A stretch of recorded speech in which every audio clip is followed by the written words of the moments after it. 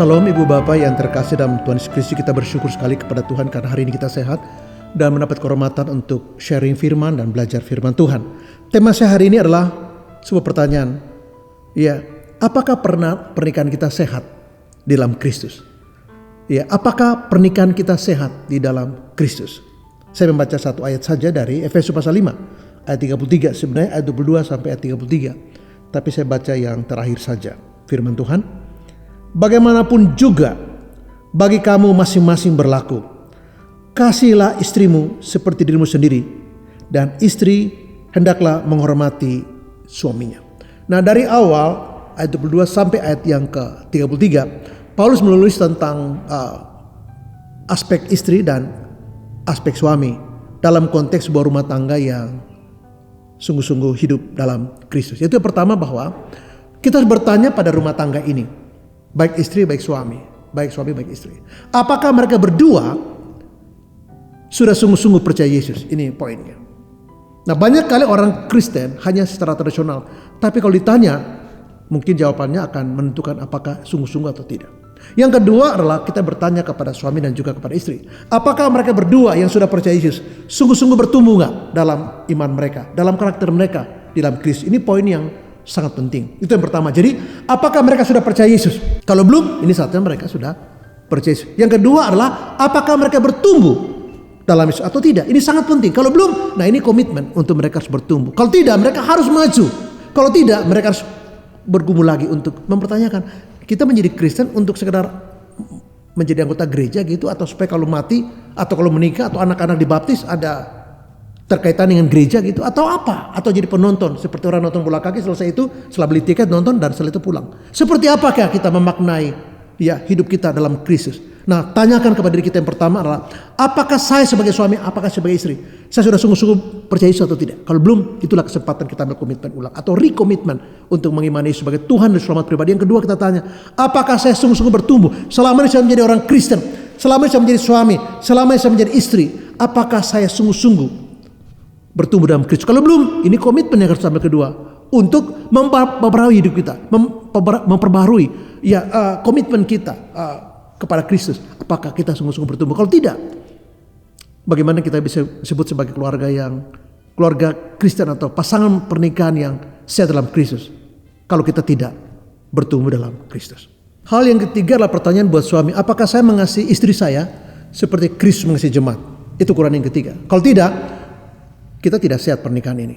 Suami yang tidak mencintai istri seperti Kristus mencintai jemaat atau mengasihi jemaat, memberikan dirinya bagi jemaat, tidak mungkin tercipta sebuah keluarga yang harmonis dan bahagia. Kenapa? Karena suami tidak berperan sebagaimana seharusnya yang Allah izinkan. Nah, banyak sekali krisis dalam rumah tangga karena suami lalai menjadi kepala keluarga yang baik, menjadi suami yang baik, menjadi pasangan yang baik, seperti yang Tuhan inginkan, yaitu mencintai istrinya seperti Kristus mencintai jemaat. Dan kalau ini dilakukan, istri akan gampang untuk tunduk. Mengapa? Karena suaminya melakukan tugas dia.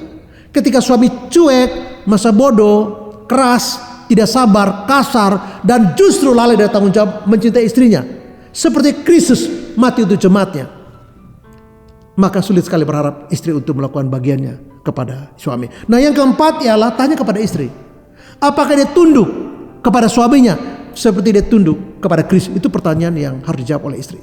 Nah, menjadi sulit bagi istri tunduk kepada suami kalau suami tidak melakukan bagiannya untuk mencintai istrinya tanpa syarat, mengasihi istrinya dengan penuh tanggung jawab kepada istrinya, rumah tangganya, membimbing istrinya, menjadikan teladan buat istrinya. Sungguh-sungguh istri tahu apakah suami itu mencintai dia atau tidak. Nah, kalau suami tidak mencintai istri, maka juga sulit sekali istri untuk tunduk kepada suami seperti jemaat tunduk kepada Kristus. Dan dua aspek ini menjadi terkait satu dengan yang lain. Jadi yang pertama ialah cek apakah suami dan istri sudah percaya Yesus atau belum. Cek apakah mereka bertumbuh dalam Kristus atau tidak. Apakah mereka bertumbuh dalam iman mereka? Apakah mereka bertumbuh dalam Kristus? Apakah mereka tumbuh menjadi orang yang rohani dalam Kristus? Yang ketiga adalah apakah suami mengasihi istrinya seperti Kristus telah mengasihi jemaat? Ini suami harus jawab. Dan yang keempat ialah apakah istri tunduk kepada suami seperti Kristus tunduk kepada bapaknya dan seperti kita tunduk kepada Kristus? Ini poin yang harus dijawab oleh istri. Dan dalam aspek-aspek inilah kita menilai apakah pernikahan kita dalam Kristus sehat atau tidak. Hal yang kelima yang penting adalah pertanyakan kepada kita sebagai suami dan istri, Apakah kita berperan dalam rumah tangga kita sebagaimana seharusnya? Ya, suami itu utama adalah dia menjadi kepala keluarga. Dia mencari nafkah bagi istri anak-anaknya, memenuhi semua kebutuhan anak-anaknya, kebutuhan rumah tangganya, keuangan keluarganya. Istri boleh bantu, tapi tugas utama adalah suami. Apakah yang kedua, suami itu menjadi imam dalam rumah tangga? Itu penting. Nah, dia yang mendoakan istri anak-anaknya, keluarga dia mendoakan. Kalau ada yang sakit dia doakan. Kalau ada yang sedih dia harus menghibur. Apakah dia mendoakan mereka kepada Tuhan? Jadi apapun terjadi, doa suami penting buat keluarganya. Dan yang terakhir buat suami adalah apakah suami itu menjadi guru bagi anak-anaknya, menjadi guru bagi istrinya, di mana hidupnya tidak sekedar menyampaikan ajaran-ajaran atau nasihat firman Tuhan kepada istri anak-anaknya, tapi apakah dia menjadikan dirinya sendiri role model buat mereka, teladan buat mereka. Dan ini sangat sulit. Mengapa? Karena kita tidak bisa mengkamuflase itu, kita tidak bisa menyamarkan itu, karena anak dan istri melihat sikap kita, keteladanan kita hari lepas hari, dan mereka bisa tahu apakah kita sungguh bisa menjadi imam yang baik, mendoakan mereka. Apakah kita menjadi guru yang baik, memberi teladan buat mereka? Apakah saya sebagai kepala keluarga yang mencari nafkah untuk kebutuhan istri dan anak-anak? Kalau itu benar, maka saya berperan sebagai seorang suami dalam keluarga. Dan istri berperan untuk menampingi anak-anak sebagai wakil suami, untuk menolong mereka hidup sebagaimana yang Allah inginkan. Nah, istri itu menjadi penolong sebagai ukuran apakah dia berperan dalam rumah tangganya, dalam pernikahannya. Nah, istri yang tidak takut akan Tuhan, istri yang jauh dari Tuhan, sulit menjadi penolong, yang ada jadi penolong. Tapi kalau dia takut akan Tuhan, seperti istri Musa, Zipora, seperti istri Abraham, Sarai, ya, dia akan berperan banyak. Dia akan memberi kontribusi besar kepada suaminya. Ingat bahwa peran istri yang terbesar adalah menjadi pernikahan dirinya penolong bagi suami, menjadi pendamping buat anak-anak. Peran suami adalah dia menjadi pencari nafkah, dia pemimpin dalam rumah tangga. Dia adalah imam yang mendoakan seluruh keluarga. Dia adalah guru yang mengajar mereka, bukan hanya dengan ajaran verbal, tapi dia adalah orang yang menjadikan dirinya, hidupnya teladan buat istri, anak-anak, sehingga orang akan melihat bahwa dia tidak hanya pintar mengajar, hanya pintar bicara, tapi dia membuktikan itu dalam keteladanan hidup yang nyata, dan mereka melihat itu. Jadi yang kelima dan keenam adalah apakah saya sebagai suami berperan dalam rumah tangga saya sebagaimana Kristus inginkan? Apakah saya sebagai istri berperan sebagai seorang penolong bagi suami saya, bagi anak-anak sebagai pendamping? Dan kalau itu benar, keluarga kita sehat dan baik-baik saja. Hal yang ketujuh yang menjadi satu ukuran apakah pernikahan itu sehat adalah komunikasi. Apakah saya bisa berbicara dengan suaminya dan dia mendengar saya? Apakah saya sebagai suami bisa bicara dengan istri saya dan dia menghormati saya? Apakah ada sesuatu yang saya tutupi pada pasangan saya? Jadi komunikasi yang terbuka, yang positif, yang konstruktif, tanpa emosi, tanpa prejudice, tanpa menyalahkan atau tanpa menjustifikasi. Semua orang boleh bicara dan sampaikan saja. Nanti pada dirinya kita bisa menarik kesimpulan yang terbaik buat komunikasi kita atau hal-hal yang penting buat rumah tangga kita. Jadi komunikasi adalah aspek yang ketujuh, memperlihatkan apakah pernikahan kita sehat atau tidak. Yang kedelapan ialah kemampuan suami dan istri, khususnya suami, untuk menyelesaikan masalah. Tidak rumah tangga di dunia ini tidak punya masalah.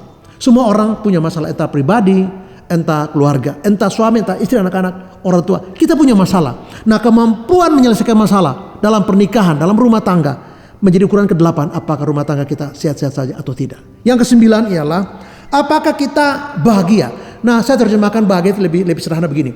Apakah kita tenang dalam kehidupan kita? Di masa-masa krisis seperti ini, kalau kita tidak tenang, kita cemas, kita khawatir, kita takut, maka ini berbahaya sekali buat kita. Nah, suami berperan sebagai kepala keluarga seperti nasihat Yesus kepada para murid di Injil Matius pasal 6, bahwa janganlah kamu khawatir tentang apapun juga.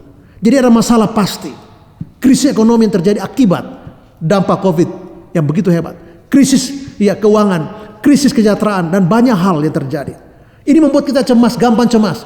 Tapi seorang yang mengasihi Tuhan, rumah tangga yang suami istri mengasihi Tuhan, tahu ada masalah, tahu ada pergumulan berat, tapi mereka tidak cemas dan khawatir. Mereka bahagia. Artinya ada masalah, tapi mereka punya satisfaction, punya kepuasan dalam pernikahan, karena mereka mampu untuk menyelesaikan masalah dan tidak harus cemas. Yang terakhir adalah apakah mereka bisa memberkati keluarga yang lain. Yang ke-10.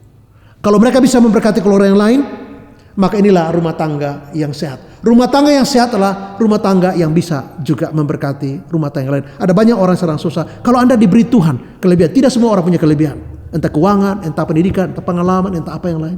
Bagilah untuk orang lain. Tidak selalu membagi, itu adalah uang. Tidak selalu beras, tidak selalu demi, tidak selalu telur. Mungkin nasihat, mungkin waktu, mungkin satu nasihat kecil, atau mungkin kita ke sana dan duduk sana bersama dia minum kopi, mungkin itu menolong.